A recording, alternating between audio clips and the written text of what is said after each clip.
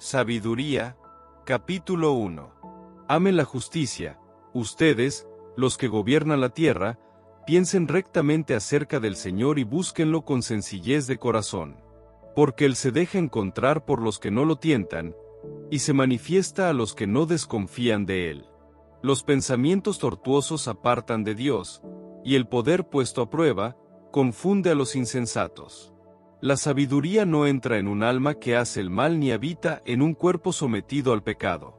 Porque el Santo Espíritu, el educador, huye de la falsedad, se aparta de los razonamientos insensatos, y se siente rechazado cuando sobreviene la injusticia. La sabiduría es un espíritu amigo de los hombres, pero no dejará sin castigo las palabras del blasfemo, porque Dios es el testigo de sus sentimientos, el observador veraz de su corazón, y escucha todo lo que dice su lengua. Porque el Espíritu del Señor llena la tierra, y Él, que mantiene unidas todas las cosas, sabe todo lo que se dice. Por eso no podrá ocultarse el que habla perversamente. La justicia acusadora no pasará de largo junto a él. Los designios del impío serán examinados. El eco de sus palabras llegará hasta el Señor, como prueba acusadora de sus iniquidades. Un oído celoso lo escucha todo, no se le escapa ni el más leve murmullo.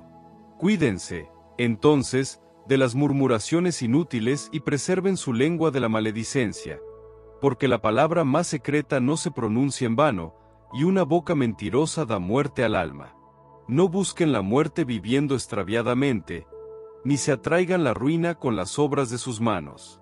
Porque Dios no ha hecho la muerte ni se complace en la perdición de los vivientes. Él ha creado todas las cosas para que subsistan. Las criaturas del mundo son saludables, no hay en ellas ningún veneno mortal y la muerte no ejerce su dominio sobre la tierra. Porque la justicia es inmortal. Pero los impíos llaman a la muerte con gestos y palabras. Teniéndola por amiga, se desviven por ella y han hecho con ella un pacto, porque son dignos de pertenecerle.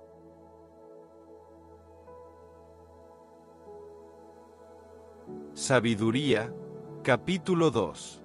Ellos se dicen entre sí, razonando equivocadamente: breve y triste es nuestra vida, no hay remedio cuando el hombre llega a su fin ni se sabe de nadie que haya vuelto del abismo. Hemos nacido por obra del azar, y después será como si no hubiéramos existido. Nuestra respiración no es más que humo, y el pensamiento, una chispa que brota de los latidos del corazón. Cuando ésta se extinga, el cuerpo se reducirá a ceniza y el aliento se dispersará como una ráfaga de viento. Nuestro nombre será olvidado con el tiempo y nadie se acordará de nuestras obras. Nuestra vida habrá pasado como una nube, sin dejar rastro, se disipará como la bruma, evaporada por los rayos del sol y agobiada por su calor. El tiempo de nuestra vida es una sombra fugaz y nuestro fin no puede ser retrasado. Una vez puesto el sello, nadie vuelve sobre sus pasos. Vengan, entonces, y disfrutemos de los bienes presentes, gocemos de las criaturas con el ardor de la juventud. Embriaguémonos con vinos exquisitos y perfumes, que no se nos escape ninguna flor primaveral, coronémonos con capullos de rosas antes que se marchiten, que ninguno de nosotros falte a nuestra orgía, dejemos por todas partes señales de nuestra euforia, porque eso es lo que nos toca y esa es nuestra herencia. Oprimamos al pobre. A pesar de que es justo, no tengamos compasión de la viuda ni respetemos al anciano encanecido por los años. Que nuestra fuerza sea la norma de la justicia, porque está visto que la debilidad no sirve para nada. Tendamos trampas al justo, porque nos molesta y se opone a nuestra manera de obrar. Nos echa en cara las transgresiones a la ley y nos reprocha las faltas contra la enseñanza recibida. Él se gloría de poseer el conocimiento de Dios y se llama a sí mismo Hijo del Señor. Es un vivo reproche contra nuestra manera de pensar y su sola presencia nos resulta insoportable, porque lleva una vida distinta de los demás y va por caminos muy diferentes.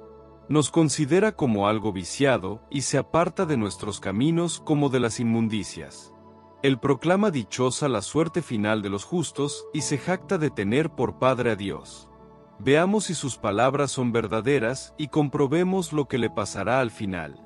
Porque si el justo es hijo de Dios, Él lo protegerá y lo librará de las manos de sus enemigos. Pongámoslo a prueba con ultrajes y tormentos, para conocer su témpel y probar su paciencia. Condenémoslo a una muerte infame, ya que él asegura que Dios lo visitará. Así razonan ellos, pero se equivocan, porque su malicia los ha enceguecido. No conocen los secretos de Dios, no esperan retribución por la santidad, ni valoran la recompensa de las almas puras. Dios creó al hombre para que fuera incorruptible y lo hizo a imagen de su propia naturaleza, pero por la envidia del demonio entró la muerte en el mundo, y los que pertenecen a él tienen que padecerla.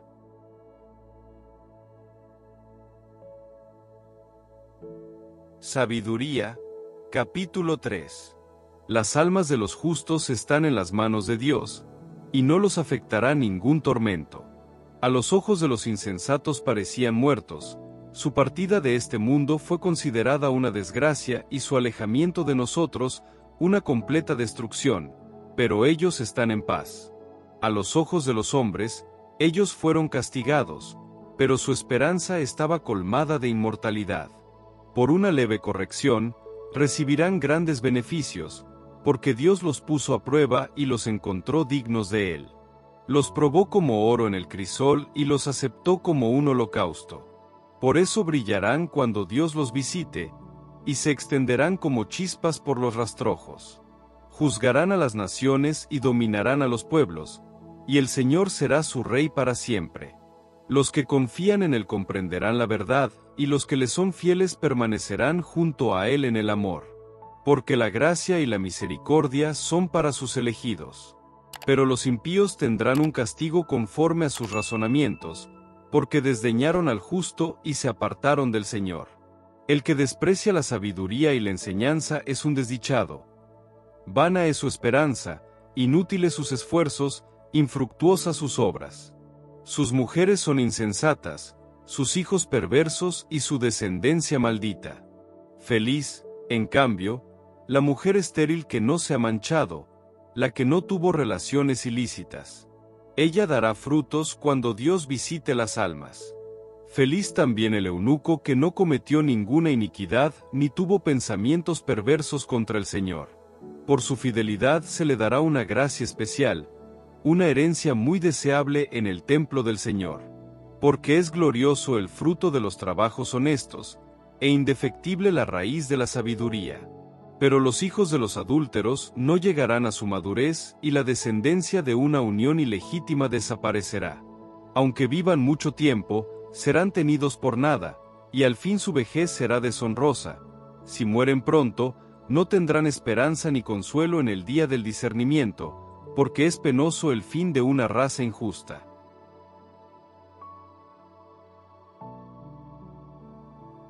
Sabiduría, capítulo 4. Es mejor no tener hijos y poseer la virtud, porque ella deja un recuerdo inmortal, ya que es reconocida por Dios y por los hombres. Cuando está presente, se la imita, cuando está ausente, se la echa de menos. En la eternidad, triunfa ceñida de una corona, vencedora en una lucha por premios intachables. En cambio, la numerosa descendencia de los impíos no servirá de nada. Nacida de brotes bastardos, no echará raíces profundas ni se establecerá sobre un suelo firme. Aunque por un tiempo crezcan sus ramas, al no estar bien arraigada, será sacudida por el viento y arrancada de raíz por la violencia del vendaval. Sus ramas serán quebradas cuando todavía estén tiernas, sus frutos serán inservibles, no estarán maduros para ser comidos ni prestarán ninguna utilidad. Porque los hijos nacidos de uniones culpables atestiguan contra la maldad de sus padres, cuando se los examina. El justo, aunque tenga un fin prematuro, gozará del reposo. La vejez honorable no consiste en vivir mucho tiempo ni se mide por el número de años. Los cabellos blancos del hombre son la prudencia, y la edad madura, una vida intachable. Porque se hizo agradable a Dios, el justo fue amado por él, y como vivía entre los pecadores, fue trasladado de este mundo. Fue arrebatado para que la maldad no pervirtiera su inteligencia ni el engaño sedujera su alma. Porque el atractivo del mal oscurece el bien y el torbellino de la pasión altera una mente sin malicia. Llegado a la perfección en poco tiempo, alcanzó la plenitud de una larga vida. Su alma era agradable al Señor, por eso, Él se apresuró a sacarlo de en medio de la maldad. La gente ve esto y no lo comprende. Ni siquiera se les pasa por la mente que los elegidos del Señor encuentran gracia y misericordia, y que Él interviene en favor de sus santos. El justo que muere condena a los impíos que viven, y una juventud que alcanza pronto la perfección reprueba la larga vejez del injusto. Ellos verán el fin del sabio, pero no comprenderán los designios del Señor sobre él ni porque lo ha puesto lugar seguro. Lo verán y sentirán desprecio, pero el Señor se reirá de ellos. Después se convertirán en un cadáver infame, objeto de oprobio eterno entre los muertos. El Señor los precipitará de cabeza, sin que puedan hablar, los arrancará de sus cimientos, y serán completamente exterminados. Quedarán sumidos en el dolor, y desaparecerá hasta su recuerdo. Cuando se haga el recuento de sus pecados, llegarán atemorizados, y sus iniquidades se levantarán contra ellos para acusarlos.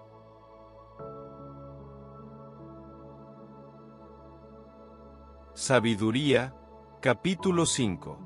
Entonces el justo se mantendrá de pie, completamente seguro frente a aquellos que lo oprimieron y despreciaron sus padecimientos. Ellos, al verlo, serán presa de un terrible temor y quedarán desconcertados por lo imprevisto de su salvación. Llenos de remordimiento y lanzando gemidos, se dirán unos a otros, con el espíritu angustiado: este es el que antes poníamos en ridículo y convertíamos en objeto de escarnio. Insensatos de nosotros. Su vida nos parecía una locura y su fin una ignominia. ¿Cómo ha sido incluido entre los hijos de Dios y participa de la herencia de los santos? Qué lejos nos apartamos del camino de la verdad. La luz de la justicia nunca nos ha iluminado ni el sol ha salido para nosotros.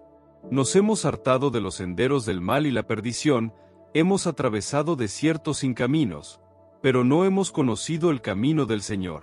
¿De qué nos sirvió nuestra arrogancia? ¿De qué nos valió jactarnos de las riquezas? Todo eso se desvaneció como una sombra, como una noticia fugaz, como una nave que surca el mar agitado, sin que pueda descubrirse la huella de su paso ni la estela de su quilla entre las olas, o como un pájaro que vuela por el aire sin dejar rastros de su trayecto. Él golpea la brisa con el látigo de sus plumas y la corta con un agudo silbido. Se abre camino batiendo las alas y después no queda ni una señal de su paso. O como una flecha arrojada hacia el blanco, el aire desplazado vuelve en seguida a su lugar, y se ignora el camino que ella siguió. Así también nosotros, desaparecimos apenas nacidos y no tenemos para mostrar ninguna señal de virtud, porque nos hemos consumido en nuestra maldad. Sí, la esperanza del impío es como brizna llevada por el viento, como espuma ligera arrastrada por el huracán. Ella se disipa como el humo por el viento, se desvanece como el recuerdo del huésped de un día. Pero los justos viven para siempre. Su recompensa está en el Señor y el Altísimo se preocupa de ellos. Por eso, recibirán la espléndida realeza y la hermosa diadema de las manos del Señor, porque los protegerá con su mano derecha y los defenderá con su brazo. Tomará su celo por armadura y armará a la creación para vengarse de sus enemigos, vestirá como coraza la justicia, ceñirá como casco un juicio inapelable, tomará como escudo su santidad invencible, afilará como una espada su ira inexorable, y el universo luchará a su lado contra los insensatos. Los rayos partirán como disparos certeros, de las nubes, como de un arco bien tenso, volarán hacia el blanco, una ballesta arrojará una furiosa granizada, las olas del mar se encresparán contra ellos y los ríos los sumergirán sin piedad. Un viento impetuoso se levantará contra ellos y los aventará como un huracán. Así la iniquidad devastará toda la tierra y la maldad derribará los tronos de los poderosos.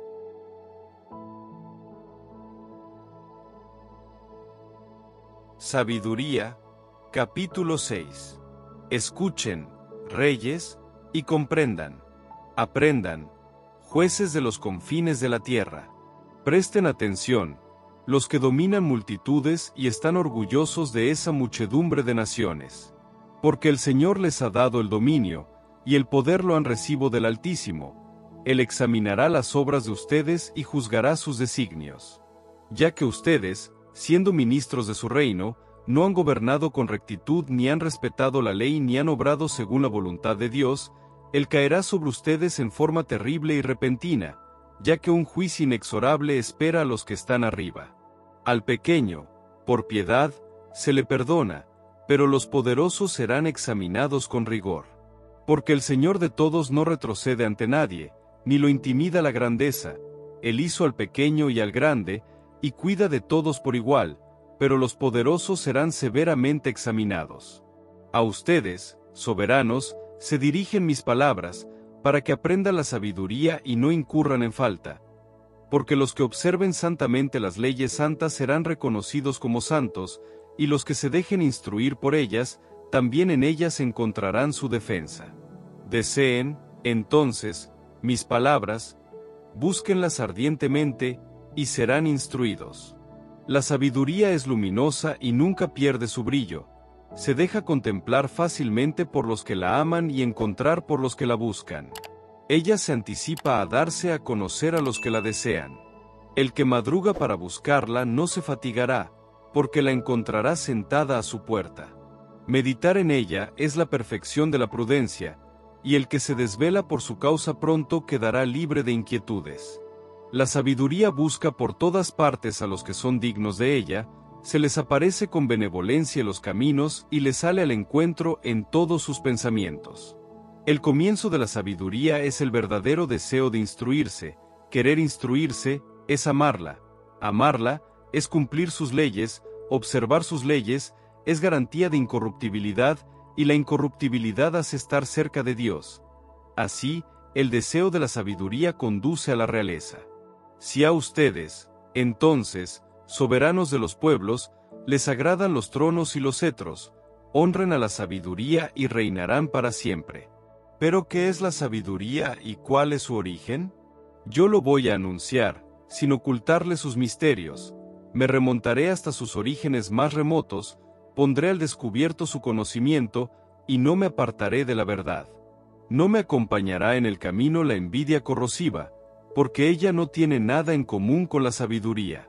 Una multitud de sabios es la salvación del mundo, y un rey sensato asegura la estabilidad de su pueblo. Por lo tanto, déjense instruir por mis palabras, y esto les resultará provechoso.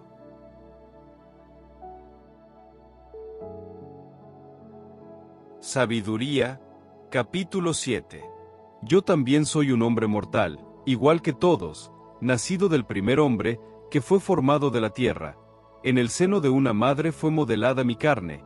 Durante 10 meses tomé consistencia en su sangre, gracias al semen paterno y al placer que va acompañado del sueño. Yo también, al nacer, respiré el aire común, caí sobre la tierra que nos recibe a todos por igual, y mi primer grito, como el de todos, fue el llanto. Fui criado entre pañales y en medio de cuidados, porque ningún rey comenzó a vivir de otra manera. La entrada a la vida es la misma para todos, y también es igual la salida. Por eso oré, y me fue dada la prudencia, supliqué, y descendió sobre mí el espíritu de la sabiduría. La preferí a los cetros y a los tronos, y tuve por nada las riquezas en comparación con ella. No la igualé a la piedra más preciosa, porque todo el oro, comparado con ella, es un poco de arena, y la plata, a su lado, será considerada como barro. La amé más que a la salud y a la hermosura, y la quise más que a la luz del día, porque su resplandor no tiene ocaso. Junto con ella me vinieron todos los bienes, y ella tenía en sus manos una riqueza incalculable. Yo gocé de todos esos bienes, porque la sabiduría es la que los dirige, aunque ignoraba que ella era su madre. La aprendí con sinceridad y la comunico sin envidia, y a nadie le oculto sus riquezas. Porque ella es para los hombres un tesoro inagotable.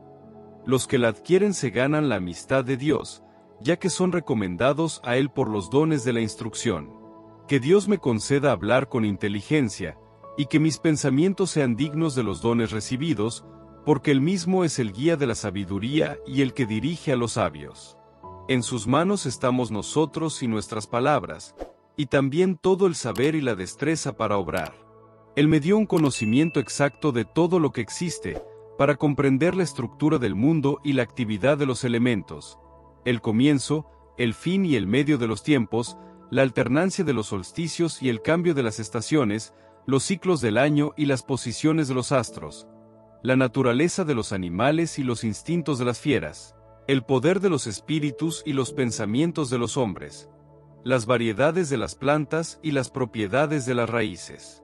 Conocí todo lo que está oculto o manifiesto, porque me instruyó la sabiduría, la artífice de todas las cosas. En ella hay un espíritu inteligente, santo, único, multiforme, sutil, ágil, perspicaz, sin mancha, diáfano, inalterable, amante del bien, agudo, libre, bienhechor, amigo de los hombres, firme, seguro, sereno, que todo lo puede, lo observa todo y penetra en todos los espíritus, en los inteligentes, los puros y hasta los más sutiles. La sabiduría es más ágil que cualquier movimiento. A causa de su pureza, lo atraviesa y penetra todo. Ella es exhalación del poder de Dios, una emanación pura de la gloria del Todopoderoso. Por eso, nada manchado puede alcanzarla. Ella es el resplandor de la luz eterna, un espejo sin mancha de la actividad de Dios y una imagen de su bondad. Aunque es una sola, lo puede todo. Permaneciendo en sí misma, renueva el universo. De generación en generación, entran las almas santas, para ser amigos de Dios y profetas. Porque Dios ama únicamente a los que conviven con la sabiduría. Ella, en efecto, es más radiante que el sol y supera a todas las constelaciones. Es más luminosa que la misma luz, ya que la luz cede su lugar a la noche, pero contra la sabiduría no prevalece el mal.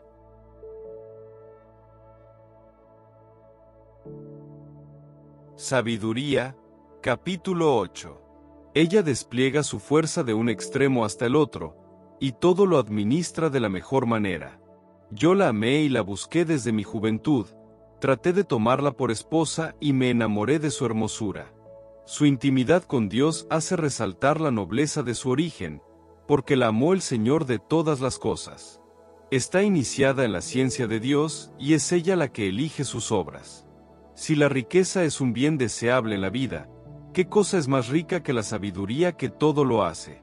Si la prudencia es la que obra, ¿quién más que ella es artífice de todo lo que existe? ¿Amas la justicia? El fruto de sus esfuerzos son las virtudes, porque ella enseña la templanza y la prudencia, la justicia y la fortaleza, y nada es más útil que esto para los hombres en la vida. ¿Deseas, además, tener mucha experiencia? Ella conoce el pasado y puede prever el porvenir, interpreta las máximas y descifra los enigmas, conoce de antemano las señales y los prodigios, la sucesión de las épocas y de los tiempos. Yo decidí tomarla por compañera de mi vida, sabiendo que ella sería mi consejera para el bien y mi aliento en las preocupaciones y la tristeza. Gracias a ella, alcanzaré gloria entre la gente, y aun siendo joven, seré honrado por los ancianos. Me encontrarán perspicaz en el ejercicio de la justicia, y seré admirado en presencia de los grandes. Si me callo, estarán a la expectativa, si hablo, me prestarán atención, si mi discurso se prolonga, permanecerán en silencio. Gracias a ella, alcanzaré la inmortalidad y dejaré a la posteridad un recuerdo eterno, gobernaré a los pueblos, y las naciones me estarán sometidas, terribles tiranos quedarán aterrados al oír hablar de mí, me mostraré bondadoso con mi pueblo y valiente en la guerra. Al volver a mi casa, descansaré junto a ella, porque su compañía no causa amargura, ni dolor su intimidad, sino solo placer y alegría. Al reflexionar sobre estas cosas, y considerando de mi corazón que en la familiaridad con la sabiduría está la inmortalidad, en su amistad, un gozo honesto, en los trabajos de sus manos, inagotables riquezas, en su trato asiduo, la prudencia, y en la comunicación con ella, la celebridad, yo iba por todas partes, tratando de poseerla. Yo era un muchacho naturalmente bueno y había recibido un alma bondadosa, o más bien, siendo bueno, vine a un cuerpo sin mancha. Pero comprendiendo que no podía obtener la sabiduría si Dios no me la concedía, y ya era un signo de prudencia saber de quién viene esta gracia, me dirigí al Señor y le supliqué, diciéndole de todo corazón: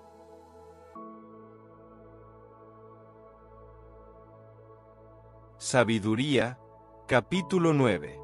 Dios de los padres y Señor misericordioso, que hiciste todas las cosas con tu palabra, y con tu sabiduría formaste al hombre, para que dominara a los seres que tú creaste, para que gobernara el mundo con santidad y justicia e hiciera justicia con rectitud de espíritu.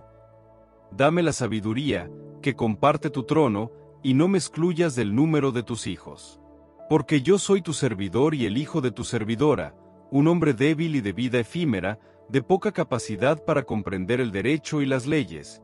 Y aunque alguien sea perfecto entre los hombres, sin la sabiduría que proviene de ti, será tenido por nada. Tú me preferiste para que fuera rey de tu pueblo, y juez de tus hijos y de tus hijas. Tú me ordenaste construir un templo sobre tu santa montaña y un altar en la ciudad donde habitas, réplica del santo tabernáculo que habías preparado desde el principio. Contigo está la sabiduría, que conoce tus obras y que estaba presente cuando tú hacías el mundo. Ella sabe lo que es agradable a tus ojos y lo que es conforme a tus mandamientos. Envíala desde los santos cielos, mándala desde tu trono glorioso, para que ella trabaje a mi lado y yo conozca lo que es de tu agrado. Así ella, que lo sabe y lo comprende todo, me guiará atinadamente en mis empresas y me protegerá con su gloria. Entonces, mis obras te agradarán, yo gobernaré a tu pueblo con justicia y seré digno del trono de mi Padre. ¿Qué hombre puede conocer los designios de Dios o hacerse una idea de lo que quiere el Señor? Los pensamientos de los mortales son indecisos y sus reflexiones, precarias, porque un cuerpo corruptible pesa sobre el alma y esta morada de arcilla oprime a la mente con muchas preocupaciones. Nos cuesta conjeturar lo que hay sobre la tierra, y lo que está a nuestro alcance lo descubrimos con esfuerzo. Pero ¿quién ha explorado lo que está en el cielo? ¿Y quién habría conocido tu voluntad si tú mismo no hubieras dado la sabiduría y enviado desde lo alto tu Santo Espíritu? Así se enderezaron los caminos de los que están sobre la tierra, así aprendieron los hombres lo que te agrada, y por la sabiduría fueron salvados.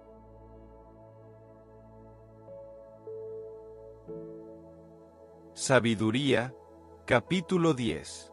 Ella protegió al primero que fue formado, al Padre del mundo, que estaba solo cuando fue creado. Lo liberó de su propia caída y le dio la fuerza para dominar todas las cosas. Pero un injusto que por su ira se apartó de ella pereció a causa de su furia fratricida.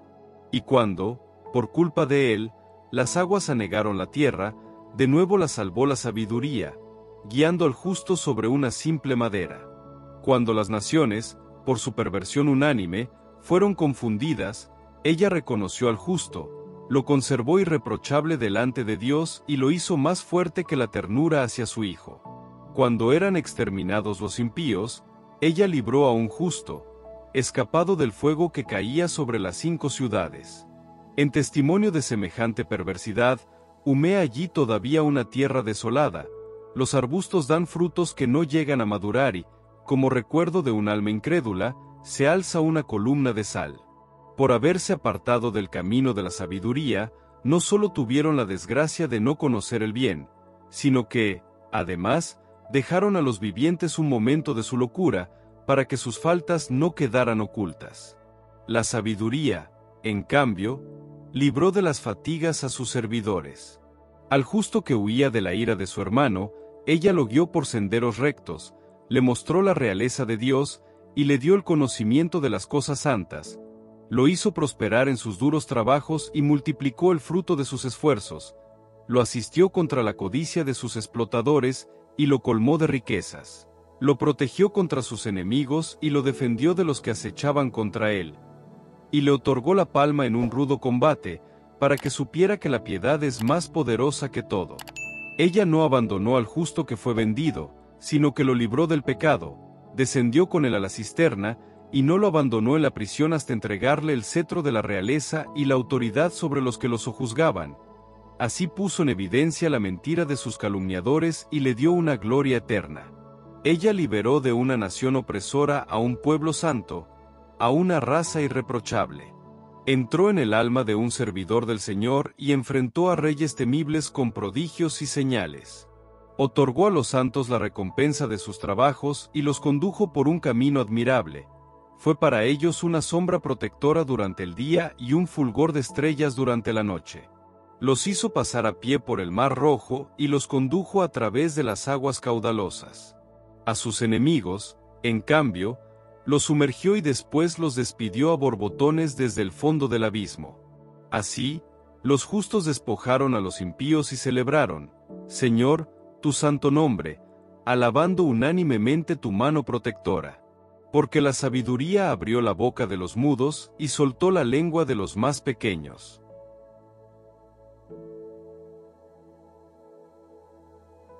Sabiduría, capítulo 11. Ella hizo prosperar sus empresas gracias a un santo profeta. Ellos atravesaron un desierto inhabitable y levantaron sus carpas en lugares intransitados.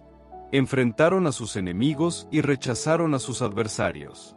Cuando estaban sedientos, te invocaron, y una roca escarpada les dio agua, una dura piedra les calmó la sed.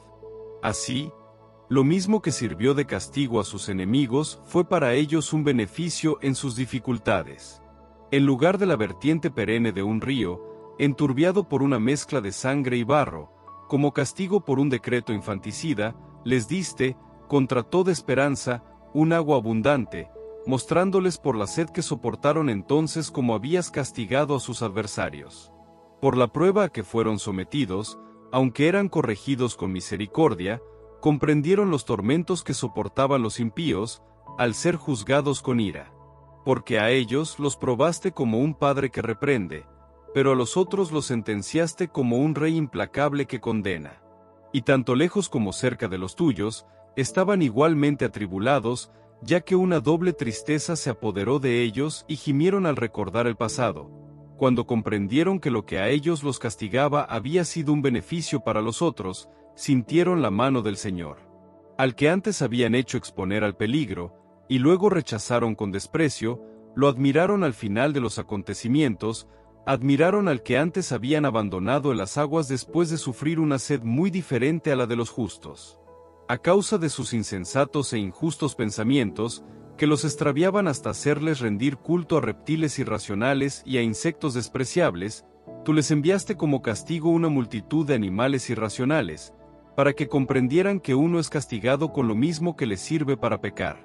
Bien podía tu mano omnipotente, aquella que creó el mundo de una materia informe, enviar contra ellos una multitud de osos o de leones feroces, o fieras desconocidas creadas expresamente, llenas de furor, que exhalaran un aliento de fuego, despidieran un humo nauseabundo, o lanzaran de sus ojos terribles rayos. Animales capaces, no sólo de destruirlos de un zarpazo, sino de hacerlos perecer con su aspecto terrorífico. Aún sin esto, ellos podían ser derribados de un soplo, perseguidos por la justicia, barridos por el soplo de tu poder. Pero tú lo has dispuesto todo con medida, número y peso.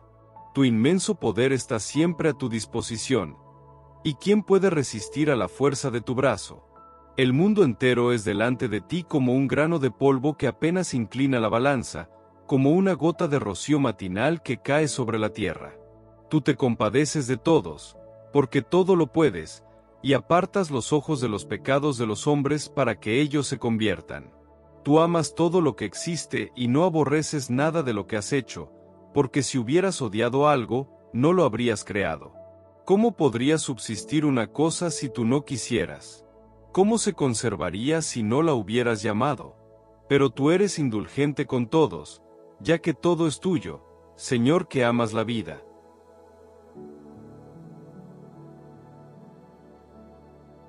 Sabiduría, capítulo 12. Porque tu espíritu incorruptible está en todas las cosas.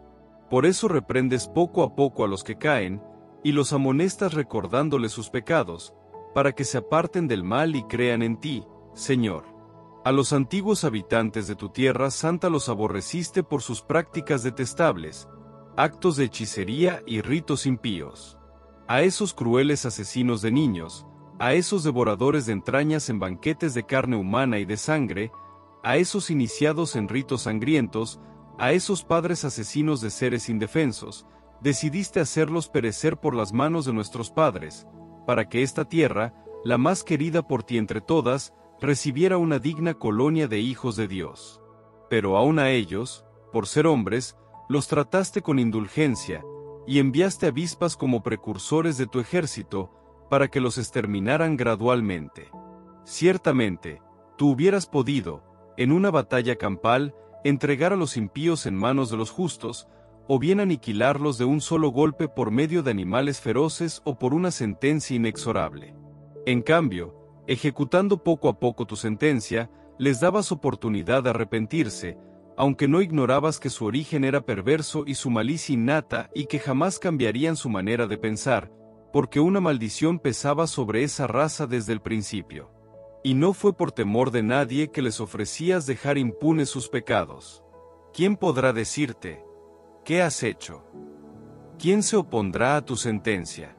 ¿Quién te hará algún cargo por destruir a las naciones que tú creaste? ¿Quién se levantará contra ti como vengador de los injustos? Porque, fuera de ti, no hay otro Dios que cuide de todos, a quien tengas que probar que tus juicios no son injustos, ni tampoco hay rey ni soberano que pueda enfrentarse contigo para defender a los que tú has castigado. Como eres justo, riges el universo con justicia, y consideras incompatible con tu poder condenar a quien no merece ser castigado. Porque tu fuerza es el principio de tu justicia, y tu dominio sobre todas las cosas te hace indulgente con todos. Tú muestras tu fuerza cuando alguien no cree en la plenitud de tu poder, y confundes la temeridad de aquellos que la conocen. Pero, como eres dueño absoluto de tu fuerza, juzgas con serenidad y nos gobiernas con gran indulgencia, porque con solo quererlo puedes ejercer tu poder. Al obrar así, tú enseñaste a tu pueblo que el justo debe ser amigo de los hombres y colmaste a tus hijos de una feliz esperanza, porque, después del pecado, das lugar al arrepentimiento. Si a los enemigos de tus hijos, que eran reos de muerte, los castigaste con tanta consideración y miramiento, dándoles el tiempo y el lugar para apartarse de su maldad, ¿con cuántas más precauciones habrás juzgado a tus hijos, tú que con juramentos y alianzas, hiciste a sus padres tan magníficas promesas? Así, cuando castigas a nuestros enemigos con moderación, nos instruyes a fin de que, al juzgar a los otros, recordemos tu bondad, y al ser juzgados, contemos con tu misericordia. Por eso, a los que en su locura habían llevado una vida injusta, los atormentaste con sus propias abominaciones, porque se habían extraviado demasiado lejos, por los caminos del error, tomando por dioses a los animales más viles y despreciables y dejándose engañar como niños sin juicio. Entonces, como a niños que no razonan, les enviaste un castigo irrisorio. Pero aquellos que no se enmendaron con esa corrección irrisoria soportarán un juicio digno de Dios. Exasperados por los animales que los hacían sufrir y viéndose castigados por aquellos a quienes tenían por dioses, reconocieron como Dios verdadero al que antes se negaban a conocer. Por eso se abatió sobre ellos todo el rigor de la condena. Es así, que cayó sobre ellos el peor de los castigos.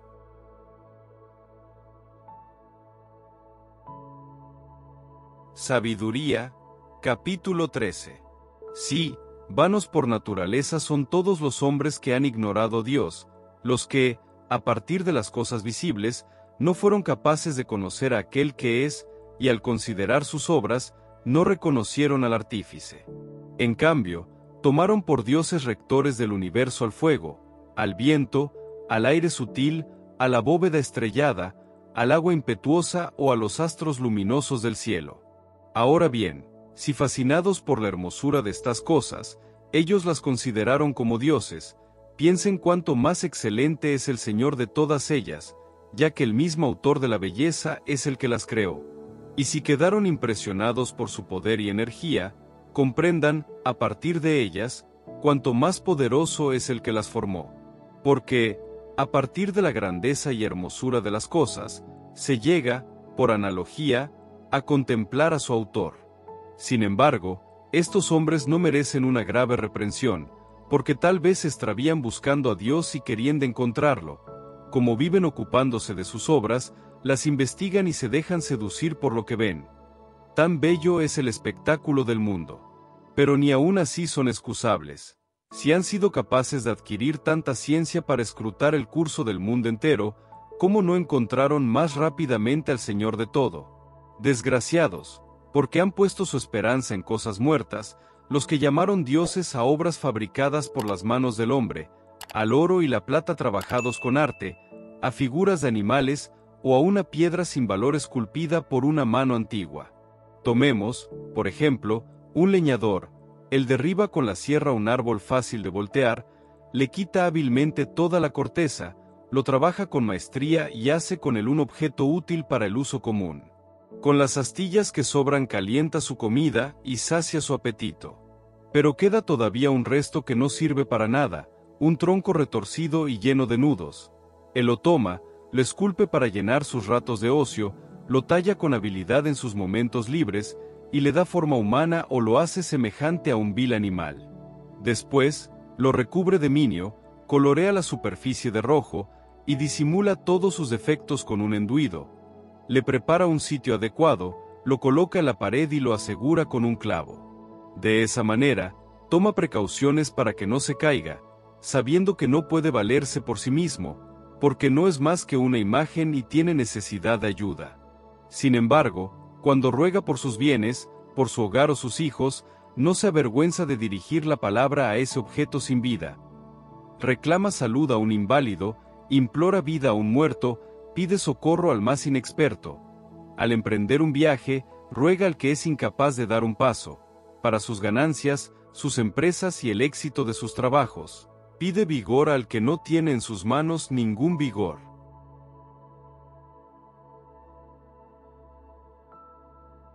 Sabiduría, capítulo 14. Otro se embarca dispuesto a surcar las olas bravías e invoca a una madera más carcomida que la nave que lo lleva. Porque esa nave fue concebida por el afán de lucro y construida por la sabiduría artesanal, pero es tu providencia, Padre, la que dirige el timón.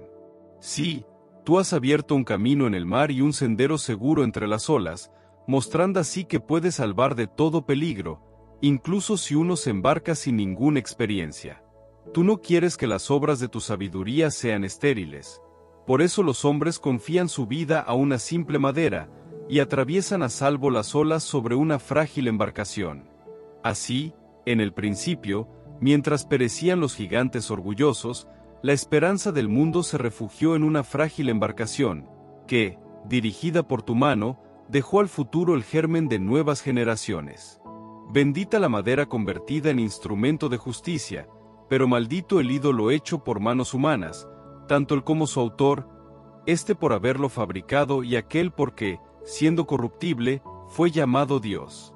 Porque Dios detesta igualmente al impío y su impiedad, y el objeto fabricado será castigado junto con su autor. Por eso también serán juzgados los ídolos de las naciones, ya que, entre las criaturas de Dios, se convirtieron en una abominación, en motivo de escándalo para las almas de los hombres y en una trampa para los pies de los insensatos. La invención de los ídolos es el origen de la fornicación, y su descubrimiento, la corrupción de la vida. Ellos no existían al principio ni existirán para siempre, sino que entraron en el mundo por la superstición humana, por eso les está reservado un rápido fin.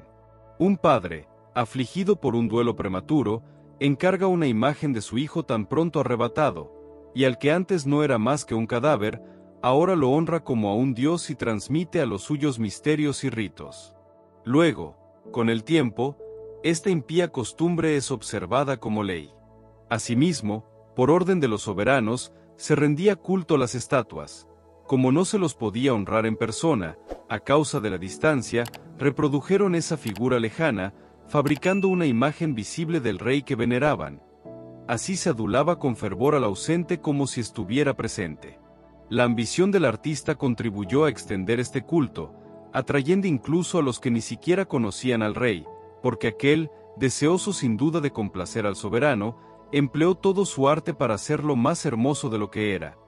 Y la gente, seducida por el encanto de la obra, convirtió en objeto de adoración al que poco antes honraba como a un hombre. Y esto resultó una acechanza para los vivientes, ya que los hombres, víctimas del infortunio o de la tiranía, Atribuyeron a piedras y maderas el nombre incomunicable. Pero no les bastó equivocarse en el conocimiento de Dios, sino que, debatiéndose en la tremenda lucha provocada por la ignorancia, ellos dan a tantos males el nombre de paz. Con sus ritos infanticidas, sus misterios ocultos y sus frenéticas orgías de costumbres extravagantes, ya no conservan puros, ni la vida ni el matrimonio. Uno elimina al otro a traición o lo aflige por el adulterio. En todas partes reina el caos, sangre y muerte, robo y fraude, corrupción, deslealtad, agitación, perjurio, vejación de los buenos, olvido de los beneficios, contaminación de las almas, perversión sexual, desorden en el matrimonio, adulterio y libertinaje. Porque el culto de los ídolos sin nombre es principio, causa y fin de todo mal, sea que se diviertan hasta el delirio o pronuncien falsos vaticinios, sea que vivan en la injusticia o perjuren con toda tranquilidad. Y como ellos ponen su confianza en ídolos sin vida, no esperan ningún daño de sus falsos juramentos. Pero recibirán su merecido por un doble motivo, porque, al entregarse a los ídolos, se han hecho una falsa idea de Dios, y porque han jurado injusta y falsamente, menospreciando la santidad. Porque no es el poder de aquellos por quienes se jura, sino el justo castigo reservado a los pecadores, lo que recae siempre sobre la transgresión de los injustos.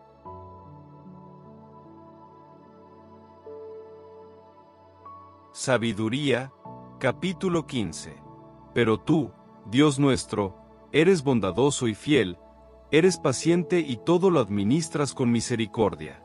Aun cuando pecamos, pertenecemos a ti, ya que reconocemos tu soberanía, pero no pecaremos, sabiendo que nos has contado como tuyos.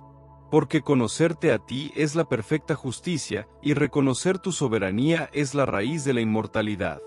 No nos han extraviado las invenciones de un arte humano perverso ni el esfuerzo estéril de los pintores de quimeras, esas figuras embadurnadas de colores abigarrados, cuya contemplación excita la pasión de los necios y les hace desear la figura inanimada de una imagen sin vida. Amantes del mal y dignos de tales esperanzas son los que las fabrican, las desean y las adoran. Así un alfarero amasa laboriosamente la tierra blanda y modela cada uno de los objetos que usamos. Con la misma arcilla modela indistintamente objetos destinados a un uso noble y otros que tendrán un destino contrario, pero es el alfarero el que decide cuál será la función de cada uno de ellos.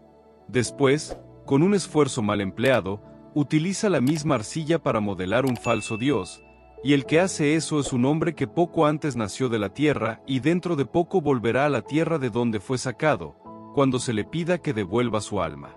Sin embargo, en vez de preocuparse de que pronto va a morir y de la brevedad de su vida, rivaliza con los orfebres y plateros, imita a los forjadores de bronce y se enorgullece de fabricar lo que es falso. Su corazón no es más que ceniza, su esperanza es más vil que la tierra, y su vida más despreciable que la arcilla. Porque desconoce a aquel que lo modeló, al que le infundió un alma capaz de actuar y le transmitió un soplo vital. Él piensa que nuestra vida es un juego y la existencia, una feria para obtener ganancias. Es necesario, dice, ganar por todos los medios, aunque sean malos. Porque él sabe bien que peca más que cualquier otro cuando de una materia terrestre fabrica objetos frágiles y estatuas. Pero los más insensatos de todos, y más infelices que el alma de un niño, son los enemigos que oprimieron a tu pueblo, ya que tuvieron por dioses a todos los ídolos de las naciones, que no pueden valerse de los ojos para ver, ni de las narices para respirar, ni de los oídos para oír, ni de los dedos de las manos para tocar, y cuyos pies no sirven para caminar. Porque es un hombre el que hizo esos ídolos, uno que recibió en préstamo el aliento, el que los modeló, pero ningún hombre puede modelar un Dios semejante a sí mismo. Siendo mortal, con sus manos impías, solo puede producir una obra muerta. Él vale más que los objetos que adora, ya que él tiene vida, pero aquellos no la tendrán jamás. Ellos adoran incluso a los animales más repugnantes, que superan en estupidez a todos los demás, a los que ni siquiera tienen la belleza que hace atrayentes a otros animales, y están excluidos del elogio y la bendición de Dios.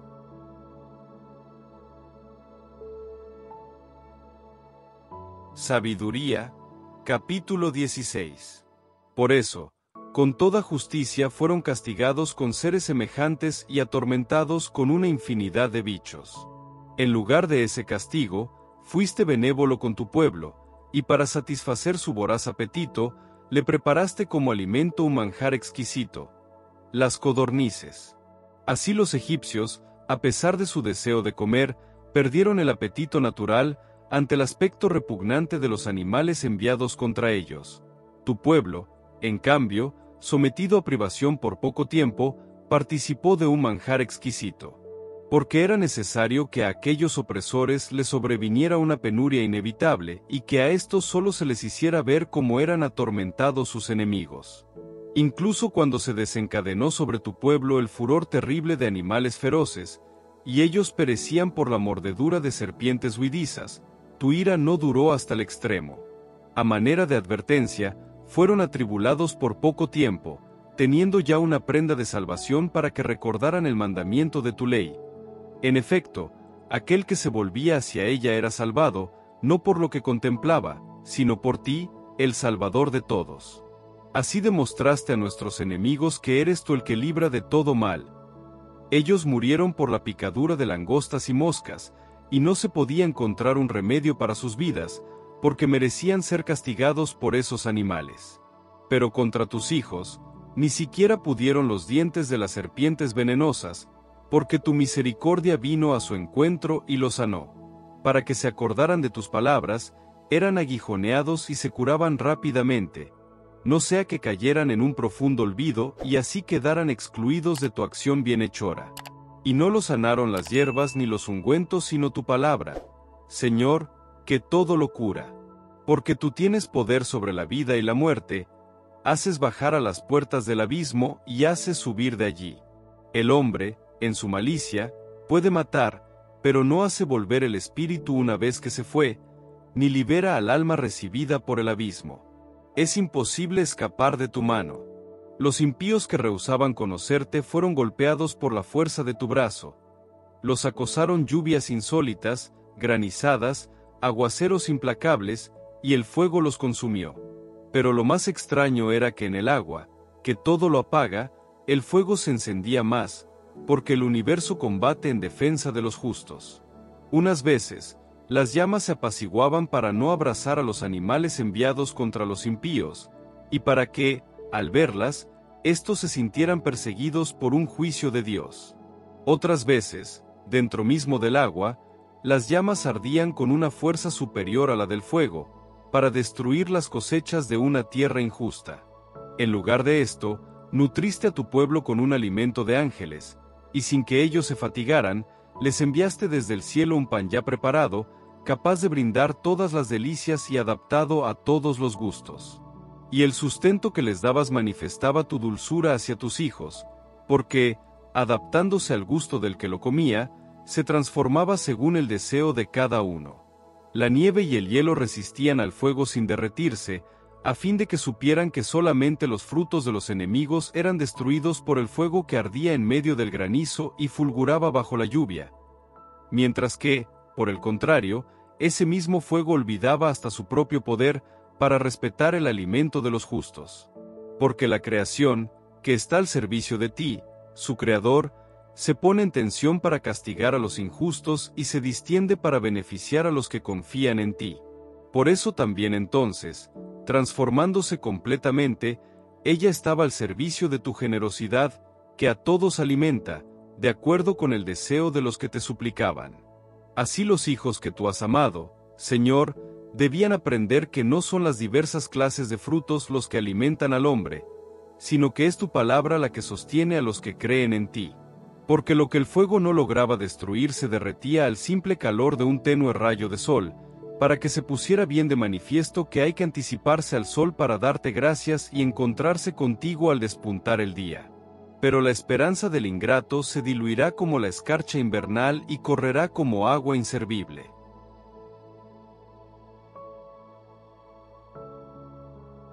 Sabiduría, capítulo 17. Grandes e inenarrables son tus juicios, por eso, las almas ignorantes se extraviaron. Porque cuando los impíos pensaban que podían oprimir a una nación santa, yacían encadenados en las tinieblas, prisioneros de una larga noche, encerrados bajo sus techos, excluidos de la providencia eterna. Ellos pensaban mantenerse ocultos con sus pecados secretos, bajo el oscuro velo del olvido, pero fueron dispersados, presa de terrible espanto, y aterrorizados por fantasmas. Porque el reducto que los protegía no los preservaba del miedo. Ruidos estremecedores resonaban a su alrededor y se les aparecían espectros lúgubres, de rostro sombrío. Ningún fuego tenía fuerza suficiente para alumbrar, ni el resplandor brillante de las estrellas lograba iluminar aquella horrible noche.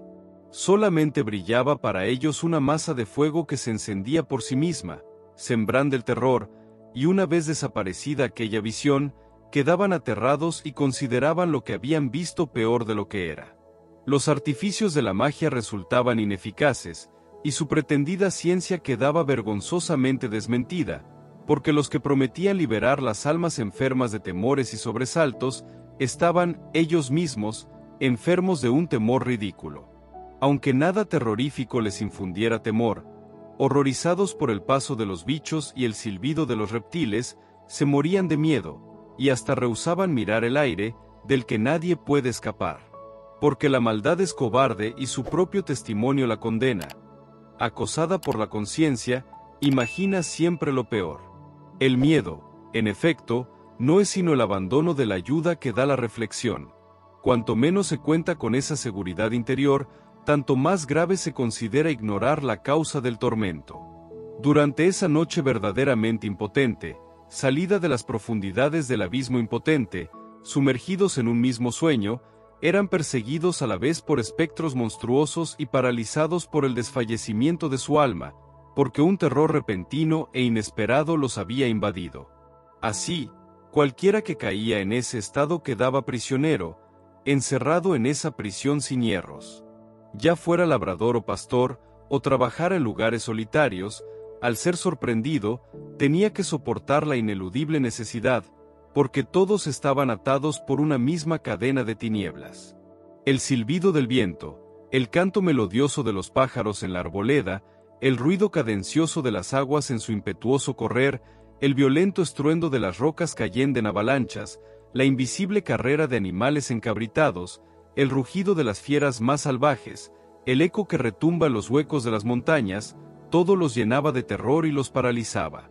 Porque el mundo entero estaba iluminado por una luz resplandeciente y se dedicaba libremente a sus trabajos, solamente sobre ellos se extendía una pesada noche, imagen de las tinieblas que les estaban reservadas. Pero más que de las tinieblas, ellos sentían el peso de sí mismos.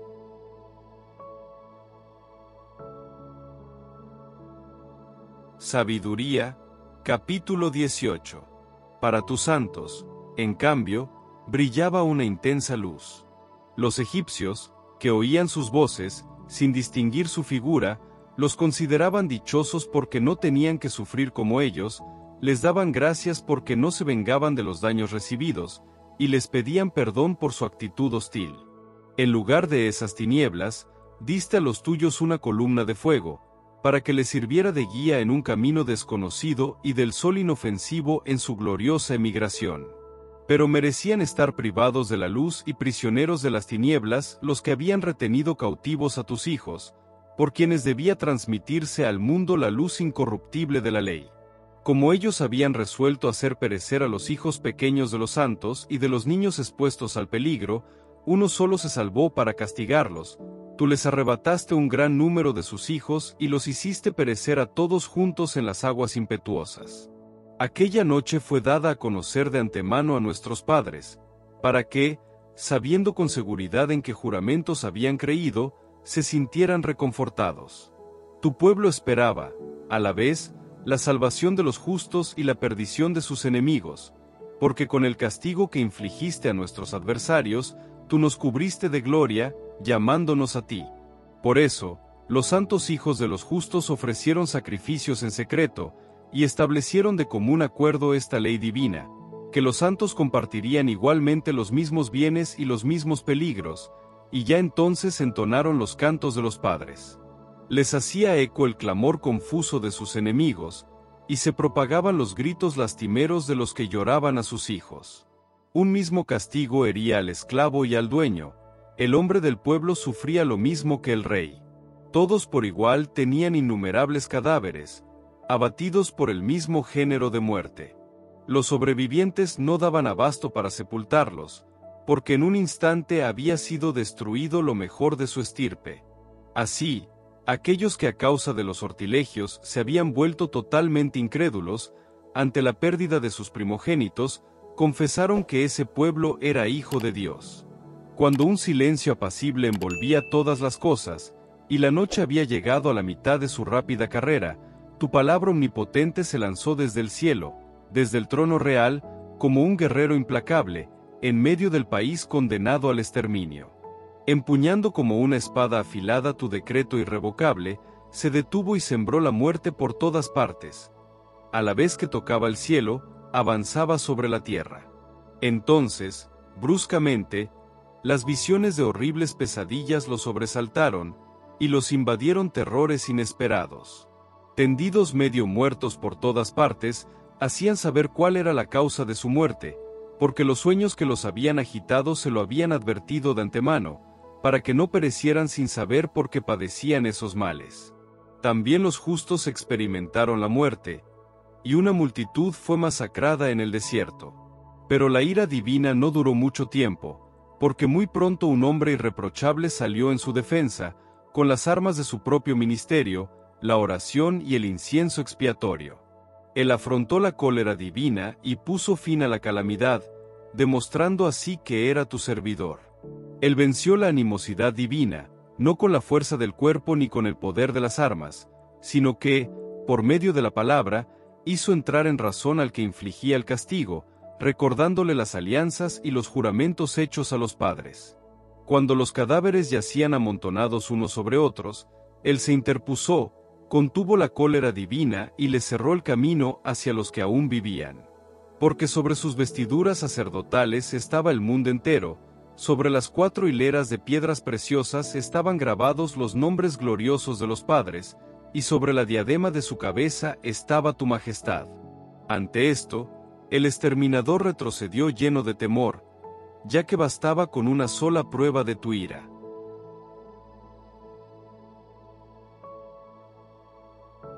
Sabiduría, capítulo 19. Pero sobre los impíos se abatió hasta el fin una ira despiadada, porque Dios tenía previsto lo que ellos harían, después de dejar que el pueblo se fuera, y de ungirlos a partir apresuradamente, ellos, cambiando de idea, saldrían a perseguirlos. En efecto, cuando todavía celebraban sus ritos fúnebres y se lamentaban junto a las tumbas de sus muertos, concibieron otro proyecto descabellado. A los que ellos mismos habían rogado que se fueran los comenzaron a perseguir como fugitivos. La fuerza de las cosas los arrastraba con toda justicia a ese extremo y les hacía olvidar lo que había sucedido, para que terminaran de sufrir el castigo que aún faltaba a sus tormentos. Así, mientras tu pueblo emprendía una maravillosa travesía, ellos encontrarían una muerte insólita. Porque la creación entera, obedeciendo a tus órdenes, adquiría nuevas formas en su propia naturaleza, para que tus hijos fueran preservados incólumes. Se vio a la nube cubrir el campamento con su sombra y emerger la tierra seca de lo que antes era agua. Apareció en el mar rojo un camino despejado y una verde llanura, entre las olas impetuosas. Por allí pasó todo un pueblo, protegido por tu mano, contemplando prodigios admirables. Eran como caballos en un pastizal y retozaban como corderos, alabándote a ti, Señor, su liberador. Todavía recordaban lo que había sucedido en su destierro. Como los mosquitos, en lugar de reproducirse naturalmente, fueron producidos por la tierra, y como las ranas, en lugar de nacer de otros animales acuáticos, fueron vomitadas por el río en gran cantidad. Más tarde, vieron también un nuevo modo de nacer las aves. Cuando, excitados por la gula, ellos reclamaron manjares delicados, para reconfortarlos, subieron codornices desde el mar. Pero sobre los pecadores se abatieron los castigos, no sin antes ser preanunciados por la furia de los rayos. Con toda justicia, ellos sufrían a causa de su maldad, ya que habían llevado al extremo su odio contra el extranjero. Porque otros no recibieron a los desconocidos que llegaban, pero estos redujeron a servidumbre a huéspedes bienhechores. Más aún, aquellos, y eso se les tendrá en cuenta, mostraron desde el principio hostilidad ante el extranjero. Pero estos, en cambio, después de recibir a tu pueblo con fiestas, y de hacerlo participar de sus mismos derechos, lo maltrataron con terribles trabajos.